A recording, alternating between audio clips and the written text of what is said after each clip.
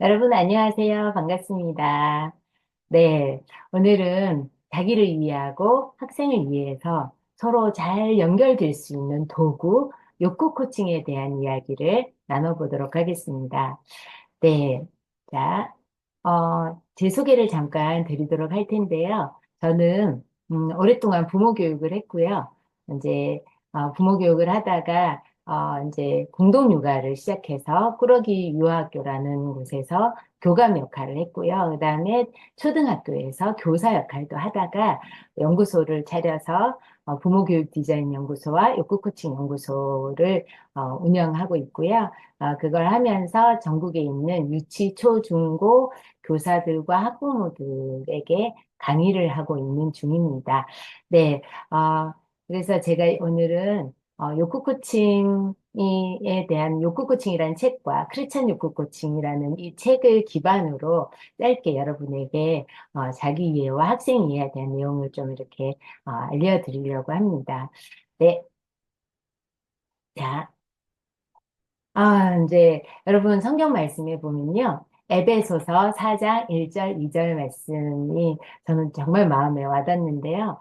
자, 그 말씀을 보면 부르심을 받은 일에 합당하게 행하여 모든 겸손과 온유로 하고 오래 참음으로 사랑 가운데서 서로 용납하라. 이런 말씀이 나와요.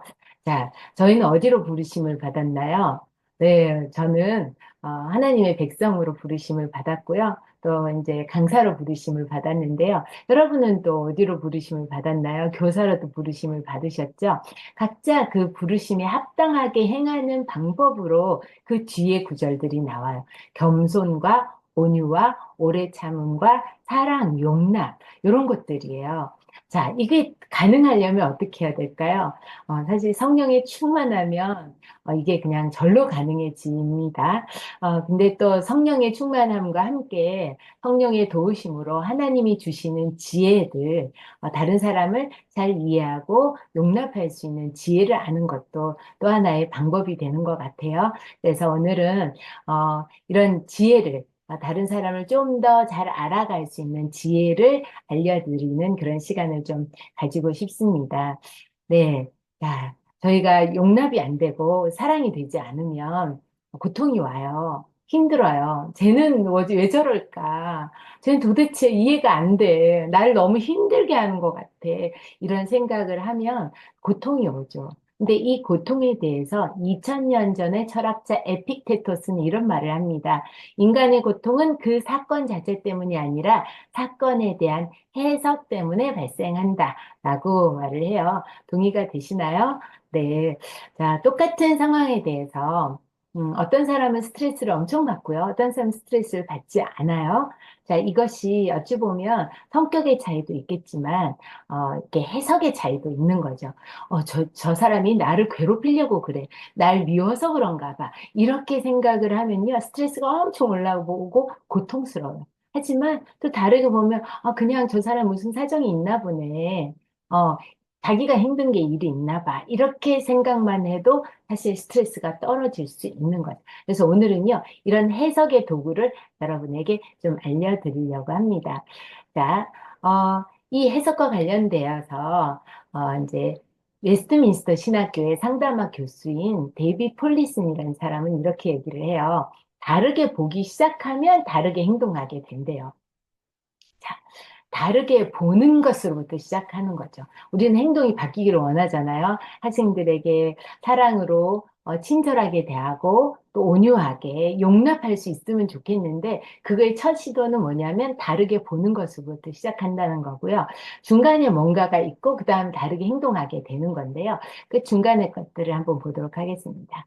자, 데이비 폴리스는 다르게 보기 시작할 때 다르게 해석한다고 얘기를 해요. 자, 관점이 바뀌는 거죠. 관점이 바뀌지 않으면 다르게 해석하는 게 어려워요. 그래서 오늘은 우리의 보는 관점을 바꾸는 이런 시간을 좀 가져보려고 하는데요. 그래서 다르게 보기 시작할 때 다르게 해석하게 되는 거죠. 다르게 해석을 하면요. 다르게 반응을 하게 돼요. 자, 해석이 바뀌면요. 감정이 달라져요. 제가 날 괴롭히려고 그러는 거야. 날 골탕 먹이려고 그러는 거야. 라고 하면 화가 더 나겠지만, 아, 제가 뭔가 어려움이 있구나. 제가 그냥, 자기 스스로의 재미 때문에 그러는구나. 이렇게 생각하면 내 감정이 화가 나지는 않아요. 자, 그래서 다르게 반응하게 되고요. 그렇게 다르게 반응하면 다르게 계획하게 돼요. 아, 쟤한테는 이렇게 행동하는 게 더 좋겠구나. 라는 생각을 하게 되고요. 그렇게 하면 다르게 행동하게 된다라는 거죠. 그래서 오늘 다르게 보는 관점, 다르게 해석하는 관점을 함께 좀 나누려고 합니다. 그러면 무엇을 다르게 해석을 해야 될까요? 저는 행동하게 하는 힘을 다르게 해석한다면 근원이 될 거라는 생각이 들어요. 행동하게 하는 힘은 뭘까요? 무엇이 우리를 행동하게 할까요? 여러 가지가 있겠죠. 뭐 칭찬도 행동하게 하고요. 감정도 행동하게 하고요. 뭔가 동기부여도 행동하게 여러 가지가 있겠지만 오늘 제가 초점을 맞추고 싶은 것은 바로 이 욕구입니다. needs. 네. 욕구는 우리를 행동하게 만들어요. 여러분은 뭔가 원하는 게 있기 때문에 행동을 하는 거거든요. 기독교사 대회에 참여하려고 해요. 여러분은 왜 참여하고 싶으신가요? 네, 그걸 바로 욕구라고 하죠. 나는 정말 아이들을 더 잘 가르치고 싶고요. 하나님 앞에서 소명을 받고 싶어요. 이런 것들을 욕구라고 합니다. 근데요, 아이들 같으면요, 분명히 어떤 행동을 하면 선생님한테 혼날 거라는 걸 알아요. 근데도 그 행동하는 이유는 뭘까요? 자, 혼날 만한 행동. 그 행동을 하는 이유는 예를 들면 관심을 받기 위함일 수도 있고요. 아니면 그냥 재밌어서일 수도 있어요. 자, 요런 것들을 욕구라고 하죠. 그래서 저희가 오늘 볼 거는 뭐냐면 혼날 만한 행동 그 안에 있는 거. 자, 요거를 보는 눈을 기르는 시간이라고 생각하시면 될 것 같습니다. 자, 그 욕구는요, 얼마나 중요하냐면 욕구에서 감정도 나와요. 자, 우리가 원하는 게 있는데 그 원하는 게 이루어지면 좋은 감정이 나오는 거고요. 원하는 게 이루어지지 않으면 나쁜 감정이 나오는 거죠. 그래서 저희가 감정을 잘 다루기 위해서는 욕구도 알아야 되고 욕구를 잘 코칭할 수 있다면 어떤 행동에 대한 것들도 더 잘 이해하고 감정을 다룰 수 있는 부분이 될 수 있을 것 같습니다. 자, 욕구를 해석한다는 것은요. 드러난 행동 안에 있는 보이지 않는 욕구, 즉 빙산 안에 있는 거를 보는 건데요.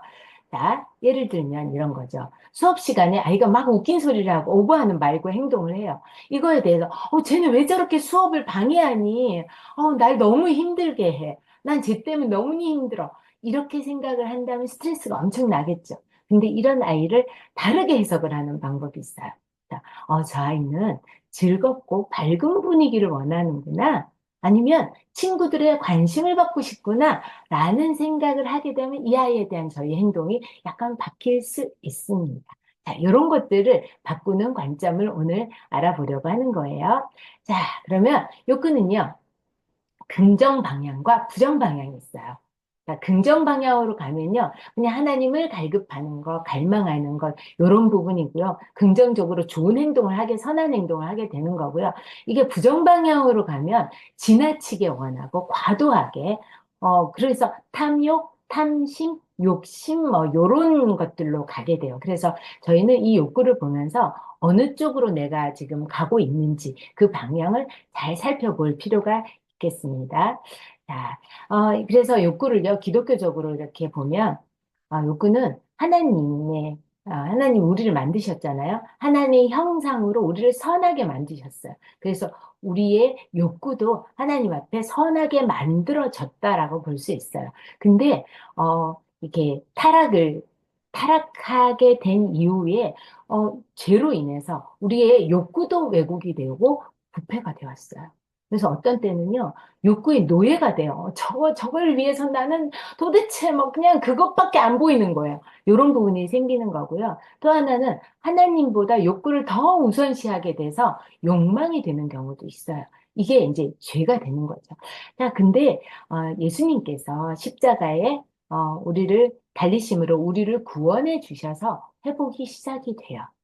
그래서 우리의 지금 상태는 뭐냐면요. 우리 욕구로 볼 때는 욕망과 회복 사이에 중간쯤 어디에 있어요. 여러분은 지금 여러분의 욕구는 어디쯤 있나요? 그래서 우리가 욕구를 제대로 알아야 내가 욕망 쪽에 있는지, 아니, 이쪽에 있는지, 회복 사이에 있는지, 그래서 알아야지 성숙의 길을 탐색할 수 있지 않을까 싶습니다.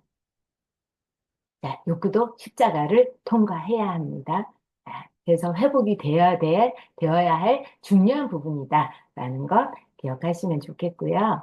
자, 욕구는 그러면 선천적일까요? 후천적일까요? 네. 자, 욕구는 타고나는 부분이 분명히 있어요. 딱 태어나서 어릴 때부터 뭔가 다르죠, 아이들이. 어떤 아이는 조심성이 엄청 많은 아이들도 있고요. 어떤 아이는 호기심이 엄청 많은 아이들도 있고, 이게 달라요. 타고나는 부분이 분명히 있어요. 하지만 또 하나는, 후천적으로 영향도 되게 많이 받아요.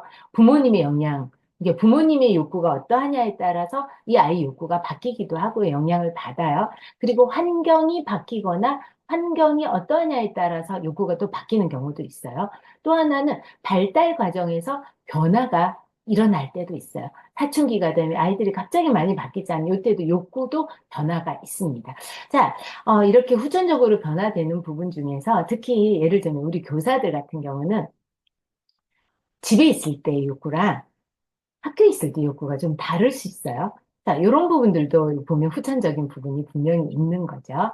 자, 그다음에 우리 욕구를 생각하면 저희는 언제나 욕구는 참아야 돼, 조절해야 돼, 라는 생각을 먼저 하죠. 그래서 아이들한테도, 참어. 하고 싶은 대로 하는 거 아니야. 이런 이야기들을 많이 하는데요.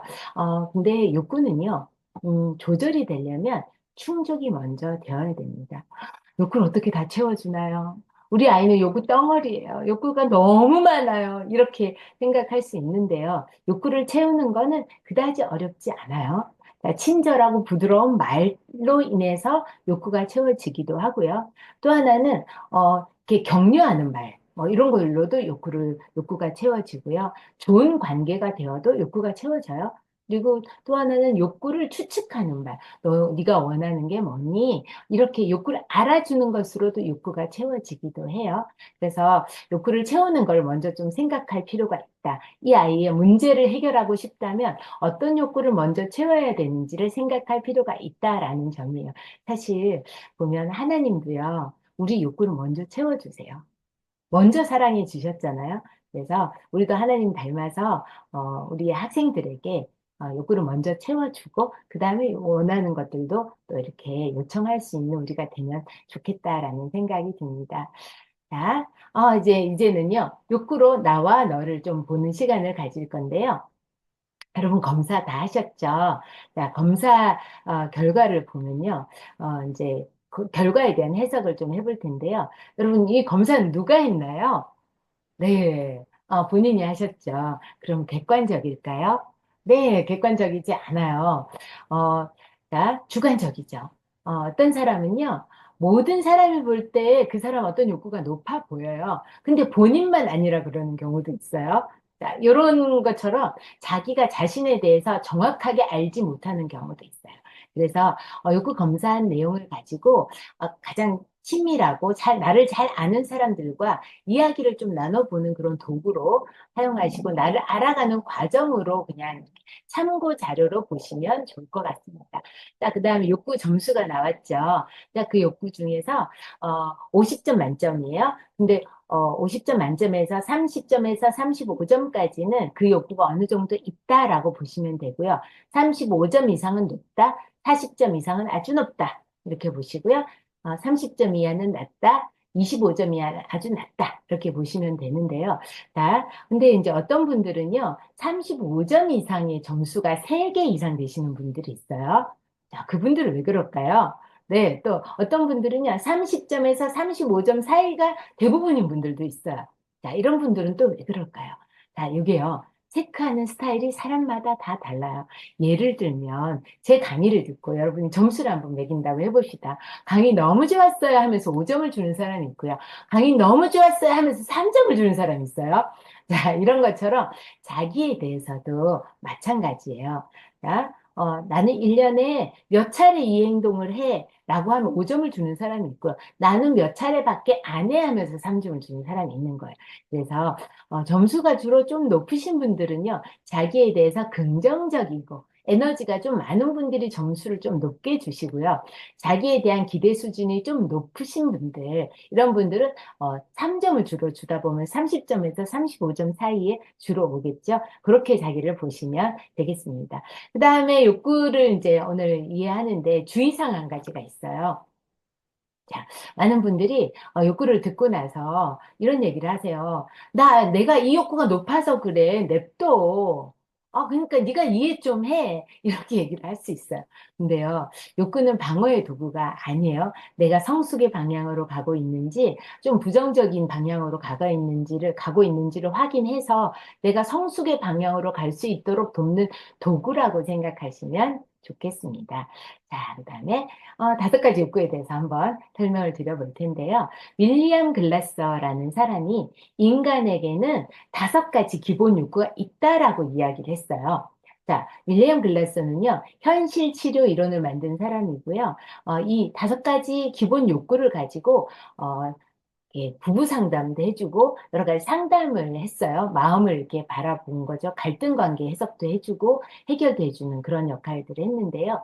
제가 이거를 연구를 좀 하다 보니까 상담 장면뿐만 아니라 그냥 일상생활에서 부모와 자녀, 교사와 학생, 그다음에 모든 인간관계 전반에 다 활용이 가능하다는 사실을 알게 되었고, 그래서 이제 욕구 코칭이라는 것을 개발하게 되었는데요. 그래서 그 내용을 여러분에게 좀 알려드리도록 하겠습니다. 자, 5가지 욕구는 생존, 사랑, 힘, 자유, 즐거움 이렇게 5가지가 있습니다.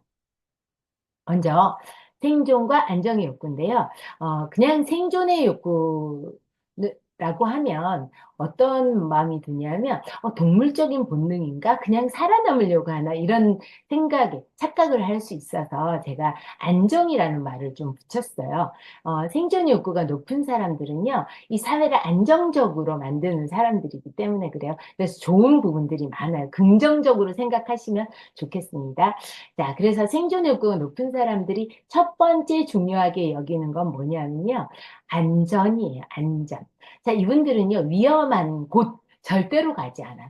위험할 것 같다 싶어도 가지 않아요. 자, 이런 것들 주의하시는 분들이 이분들이고요. 또 하나 이분들은 건강을 아주 중요하게 여기는 분들이세요.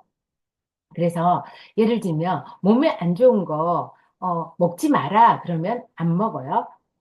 그리고 뭘 먹었더니 이가 아팠어요. 그러고 나면 지난번에 이 아팠지. 그래 다 안 먹을래 하고 참을 수 있는 이런 분들이 바로 이 생존 욕구가 높은 분들이에요. 근데 이가 아팠어요.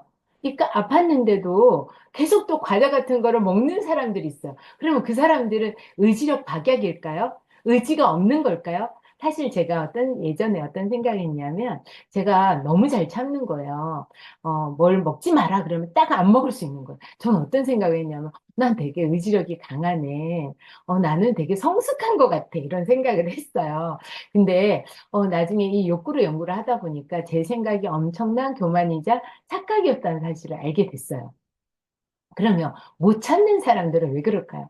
자, 과자를 먹고 분명히 이가 아팠는데도 또 먹는 사람들은 뭘 선택하는 거예요? 네, 자, 이 사람들은 참을성이 없는 것이 아니라 어찌 보면 즐거움을 선택하는 거죠. 그 부분에서. 어찌 보면 즐거워서 내가 기분 좋게 이렇게 생활하는 게 더 좋다라는 이런 선택을 하는 거예요. 저희 남편 같은 경우도 이제 커피 같은 거를 끊어야지 이런 생각들을 하는데요. 커피 끊겠다 해놓고는 못 끊는 거예요. 심지어는 밤에 10시 이후에는 먹을 걸 안 먹어야지라고 생각을 하고 자기는 하겠다고 얘기해놓고 그다음부터 못 하는 거예요. 자, 이분들은 그러면 의지력이 없어서 그럴까요? 아니요. 이 사람들은 그냥 음식에 대한 즐거움을 선택한 거예요. 이제 다른 면에서는 이분들은요, 더 큰 의지력을 발휘를 하시더라고요. 그래서 의지력의 문제는 아니다라는 부분들 보시면 좋을 것 같아요. 어, 제가 교만했다는 사실을 저는 욕구를 통해서 좀 많이 확인을 합니다. 그 다음에 또 생존의 욕구는요, 계획하는 걸 엄청 좋아해요. 그날 하루에 리스트를 이렇게 만들어서 이렇게 오늘은 이거 해야지 이렇게 해놓고 체크를 해요. 다 한다고 나면 기분이 너무너무 뿌듯하죠. 이런 사람들이 생존 욕구가 높은 사람들이고요. 이분들은 루틴을 만들어요. 하루에 루틴을 만들어서 그거에 따라서 살아가는 분들이 또 이분들이라고 할 수 있겠습니다. 그리고 또 하나 이분들은요, 상식과 규칙이 있잖아요. 지켜야지. 지키라고 있는 거지 하면서 아주 잘 지키는 분들이 이분들이고요. 지각 같은 것도 절대로 하지 않는 분들이 이분들입니다. 다음에 이분들은요, 여행을 갈 때 짐이 달라요. 자, 이 두 사람을 한번 비교를 한번 해보세요. 자, 해외여행을 가는데요. 한 사람은 28kg예요. 한 사람은 5종류만 딱 가방에 넣었어요. 자, 이렇게 28kg나 되는 사람은 왜 이렇게 많은 걸까요? 대비를 해야 되는 거죠. 만약의 경우를 대비해서 이것도 준비하고 이것도 준비하고 이런 사람이죠. 이런 28kg를 준비한 사람이 이렇게 5가지만 딸랑 준비한 사람을 보면 마음이 어떨까요? 저 사람 왜 저러나 이런 마음이 들겠죠. 네, 자, 뒷모습을 보시면 이렇게 완전히 다른 모습으로 여행을 다닙니다. 그 다음에요. 사랑과 소속의 욕구에 대한 이야기입니다.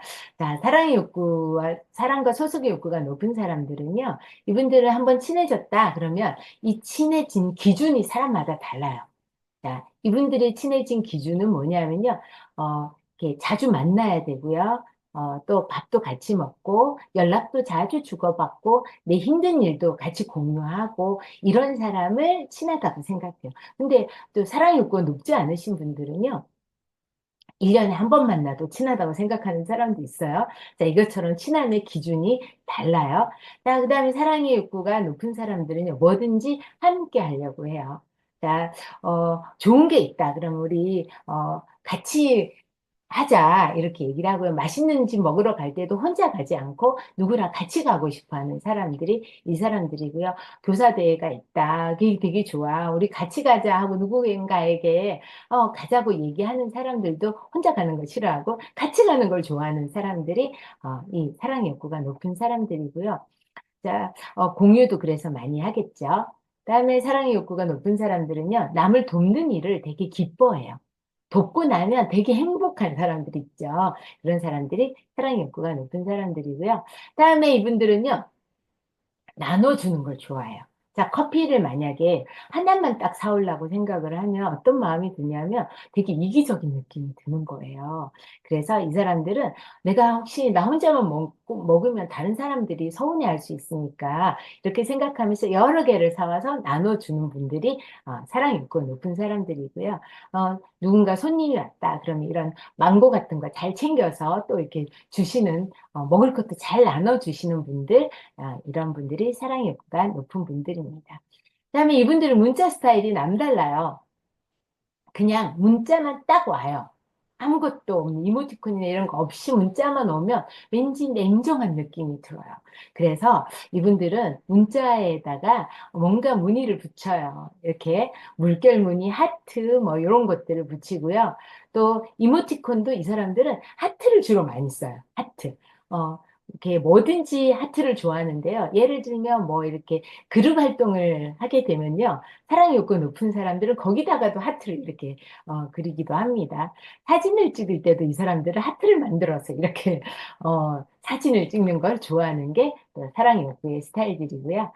자, 그 다음에 힘의 욕구입니다. 힘의 욕구가 높으신 분들은요. 자, 내가 생각한 것, 내가 하고 싶은 것, 내게 주어진 목표, 절대로 포기하지 않고 끝까지 해서 이뤄내시는 분들이에요. 그래서 이분들은 뭔가를 성취를 많이 해내죠.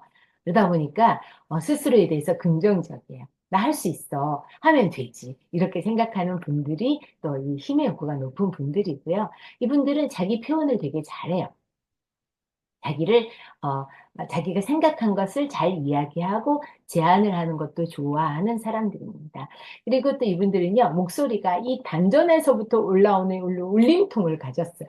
그래서 옆반에 계신 선생님이 힘의 욕구나 즐거움의 욕구가 높은 사람들도 좀 이렇게 목소리가 클 수 있어요. 근데 힘이나 즐거움의 욕구가 높은 선생님이 있다면, 목소리가 옆방까지 다 들릴 수 있는 이런 분들이 힘의 욕구라고 할 수 있겠습니다. 다음에 힘의 욕구는요, 승부욕이 장난이 아니에요. 자, 이분들은요, 자, 여기, 이렇게 해볼게요. 힘의 욕구는요, 자, 완전히 이를 악다물고, 나 이겨야 돼! 막 이런 마음이 여러분 느껴지시죠? 이런 것들이 힘의 욕구의 특징입니다. 지면 속상해요.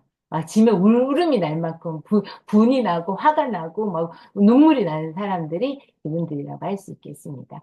그 다음에 또 하나 이분들은요, 칭찬이 들을 때, 이렇게 차이가 있어요.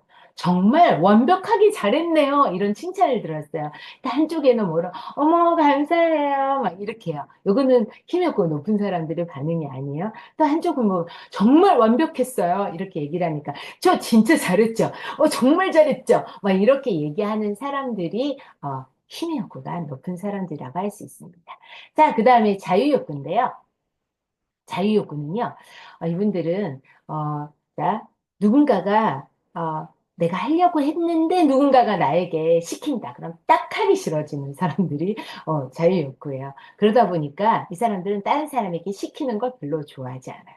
그래서 알아서 하겠지. 이런 생각을 많이 하고요. 다른 사람한테 꼭 시켜야 될 일도 본인이 다 큰 사람인데 알아서 하겠지. 이러면서 그냥 말하지 않는 사람들이 자유욕구가 높은 사람들이고요. 또 하나 이 사람들은요, 규칙과 상식이 있잖아요. 근데 이 부분에 대해서 생존 욕구는 무조건 지켜야지라는 생각을 한다 그랬죠. 근데 자유욕구는요, 규칙과 상식이 있으면, 요거는 맞아. 얘도 맞아. 얘도 맞아. 좋아. 근데 얘는 왜 이렇게 만들어 놨을까? 이 규칙과 이것은 좀 우리 공동체에 별로 도움이 되지 않아. 요거는 좀 우리한테 나쁜 것 같아. 얘는 바뀌었으면 좋겠다. 라는 생각에서 그치지 않고 그걸 어겨요.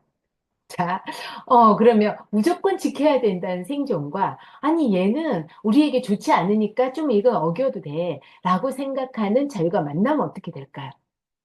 싸우겠죠. 자, 생존과 자유가 가장 많이 부딪혀요. 왜냐하면 상식과 규칙에 대한 문제이기 때문에 그래요. 이거는 집에서도 있고요. 자, 학교에서도 있는 일이에요. 학교 선생님들 사이에도 있어요. 자, 그러면 어떤 게 옳은가요? 모두 자기가 옳죠. 하지만 생존이 있어야 사회가 안정적으로 유지가 되고요. 근데 생존만 있으면 어떻게 되나요? 사회가 좀 답답해요. 변화가 없어요. 근데 자유가 있어야 사회가 변화돼요. 근데 자유만 있으면 또 어떻게 되나요? 혼란스럽겠죠. 너무 변화가 잦아요. 힘들어요. 그래서 둘 다 아주 아주 중요하다라는 사실을 저희가 기억할 필요가 있겠습니다. 또 자유욕구의 특징 중에 하나는요, 반복하는 걸 싫어해요. 똑같은 수업 방법으로 똑같이 했다. 그럼 내가 지겨워요.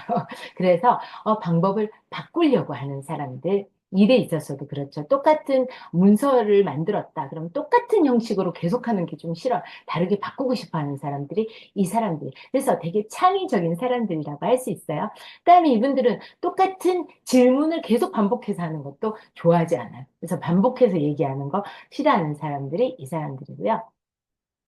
또 하나 자유욕구는요, 구속하려는 느낌이 든다 싶으면 도망가고 싶어져요. 자, 이렇게 막, 뭐, 구속하는 느낌이 들죠. 예를 들면, 넌 내 거야. 이렇게 얘기를 하면, 왜 나를 뭐, 자기 것처럼 이야기하지? 부담스럽다. 이렇게 생각할 거고요. 대답하고 싶지 않은데 자꾸 물어봐. 저 사람 왜 자꾸 나한테 꼬치꼬치 물어보는 거야? 이런 거 너무 힘들어요. 연락을 안 했다고, 사랑이 없다고, 관심이 없다고 화를 내요. 저 사람 왜 그럴까? 이런 부분에서 부담스러울 수 있는 사람들이 또 이 자유욕구가 높은 사람들이고요. 자, 스킨십도 부담스러워해요. 너무 붙으려고 그래. 너무 옆에서 막 붙어 있으려고 그러고, 손잡자 그러고, 어깨동무하자 그러고, 이런 마음 좀 약간 이렇게 떼고 싶은 이런 마음이 드는 사람들, 자유욕구가 높은 사람들입니다. 또 하나 이 자유욕구 높은 사람들은요, 전화를 너무 자주 해요. 그러면 부담스러워요. 그리고 전화를 꼭 지금 받아야 된다고 생각하지 않아요. 나중에 또 내가 통화하고 싶을 때 또 통화하지 뭐. 아니면 그 사람이 더 급한 일 있으면 다시 전화하겠지 뭐 하면서 내게 집중할 일이 있으면 전화를 안 받는 경우도 있고요. 메시지 확인도 가끔 해요. 그래서 확인을 빨리 못하는, 그 다음날 돼야지 뭔가 확인이 되는 이런 부분이 있을 수 있는 사람들이 또 자유욕구가 높은 사람들입니다. 그리고 이분들의 정리 스타일이 좀 남다르죠. 자, 이분들 이렇게 정리돼 있어도 나름의 질서가 있어. 어디에 뭐가 있는지 알아요. 자, 이런 분들이고요. 그다음에 이분들의 이분들이 학생들이라면 자유욕구가 높은 사람들 필통이에요. 자, 앞에 보시면 되게 지저분하죠. 자, 이런 게 자유욕구고요. 빈통은 왜 그럴까요? 자, 잃어버렸는지 잘 모르기도 하고, 뭐 찾으려고 생각도 하지 않아. 이런 게 자유욕구고요. 뒤에 보면 가지런하게 이렇게 놓여 있죠? 어떤 욕구로 보이시나요? 네, 생존 욕구가 높은 사람들, 이렇게 가지런하게 놓는 필통을 선호합니다. 자, 그 다음에 즐거움의 욕구인데요. 즐거움의 욕구는요, 일단 모든 게 즐거움이라는 이름답게 재밌어야 돼요. 재미있는 게 뭐냐면 유머, 농담 이런 것들이 그냥 장난치는 것들도 되게 좋아해요. 자, 이런 분들이고요. 그 다음에 호기심이 되게 많아요. 그게 뭐야? 싶으면 그 궁금한 것에 대해서는 이렇게 만져보고 경험해보고 먹어보고 싶어요. 그다음에 새로운 사람들이 우리 동네에 왔어. 저 사람들은 뭘까? 어디서 온 사람들일까? 이렇게 따라다니는 아이들도 보면 즐거움 욕구가 높은 아이들이라고 할 수 있습니다. 자, 그리고 이 즐거움 욕구의 호기심은요, 뭔가를 배우는 부분으로 나타나기도 해요. 저건 뭐지? 욕구 코칭 저거 되게 뭔지 새롭다. 진짜 궁금한데? 이렇게 열심히 배우는 사람들. 그리고 다른 또 새로운 게 왔어. 뇌과학에 새로운 게 왔어. 그러면 또, 그건 또 뭘까? 막 이러면서 새롭게 막 배우려고 하는 사람들이 이 사람들이고요. 그렇게 배운 것을 누군가에게 가르치는 것도 아주 좋아하는 사람들이 즐거움 욕구라고 할 수 있겠습니다. 자, 즐거움 욕구는요, 잘 웃어요. 난 재밌는 얘기를 하거든요. 그래서 아주 재밌게 막 웃으면서 얘기를 하는 사람들이 이 사람들이고요. 자, 이분들의 이모티콘을 보면 좀 뭔가 다르죠. 뭔가 리액션이 큰 이런 부분들이 있는 게 또 이분들입니다. 근데요, 사랑의 욕구와 즐거움의 욕구의 리액션이 좀 달라요. 어떤 부분에서 다르냐면요. 사랑의 욕구는 둘 다 리액션을 잘해요. 근데 사랑의 욕구는 왜 리액션을 하냐면, 예를 들면 들을 때 저를 위해서 리액션을 해줘요. 그게 이제 사랑의 욕구예요.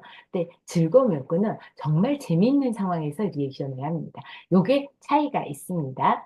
자, 그 다음에요. 이 즐거움 욕구가 넘치는 분들 흥이 넘쳐요. 길가에서 춤을 출 수도 있는 사람들, 흥이, 물론 아무 때나 춤을 추는 건 아니에요. 뭔가 재밌는 상황이 되고 되게 흥이 막 이렇게 차올랐을 때, 분위기가 딱 되었을 때 막 춤을 출 수도 있는 사람들이. 근데 옆에 만약에 생존 욕구가 있었다. 그럼 어떻게 될까요? 창피해. 왜 그래, 왜 그래. 저리 가, 저리 가. 왜 길거리에서 막 춤을 추고 그래. 막 이런 마음이 들 거예요. 근데, 힘의 욕구가 높으면서 즐거움의 욕구가 높은 사람은요, 내가 지금 춤을 추고 있는데 누군가가 날 보고 웃고 있어요. 그러면 이분들의 마음은 어떠냐면, 내가 지금 저 사람에게 기분 좋게 해줬네. 기쁨을 줬네? 아싸! 나 좋은 일 했고요. 그러면서 한 번 더 춤을 춰주는 분들이 또 이런 분들이라고 할 수 있겠습니다. 네. 그 다음에요, 이분들은 그냥 재미있는 게 무조건 좋아요. 그래서 괴상한 표정을 짓기도 해요. 자, 근데 이 괴상한 표정에 대해서 싫어하는 욕구가 뭘까요? 이상해, 하지 마. 왜 이상한 표정을 해? 막 이렇게 생각하는 사람들이 있거든요. 자, 이런 거는 생존 욕구. 사랑의 욕구도 괴상한 표정은 별로 좋아하지 않아요. 근데 즐거움 욕구는요. 재밌다. 한 번 더 해봐봐. 한 번 더, 한 번 더, 한 번 더. 막 이렇게 얘기하는 분들이 즐거움 욕구라고 할 수 있겠습니다.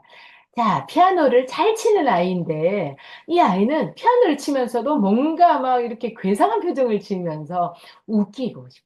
이런 것들이 즐거움의 욕구라고 할 수 있겠죠.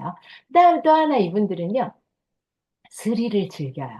자, 생존의 욕구라면 이런, 바이킹을 탈 수 있을까요? 아유, 그걸 왜 타? 쓸데없어. 왜 타? 이렇게 생각을 하는데요. 즐거움의 욕구는 이걸 타면서 막, 으아! 하면서 이렇게 지나가면서 이게 가슴이 쫄깃한 걸 즐기는 사람들이, 이 사람들. 심지어 너무 무서워서 막 눈물이 났는데도, 재밌다. 또 타자. 이런 사람들이 즐거움 욕구죠. 그 다음에 이분들은요, 자, 이런 유리창 위에 뭐 이런 데도 올라갈 수 있는 사람들. 여러분 본인들이 그러신지 한번 보세요. 그 다음에, 자, 그러면 여기까지 했고요. 자, 어, 여기서 보시면 이제 여러분, 상반된 욕구가 있다라는 사실을 알게 됐죠. 자, 우리 마음속에는요, 상반된 욕구가 있는데 그 상반된 욕구가 동시에 같이 높으면 어떻게 될까? 궁금하시죠? 다음 동영상에 이어서 보도록 하겠습니다. 감사합니다.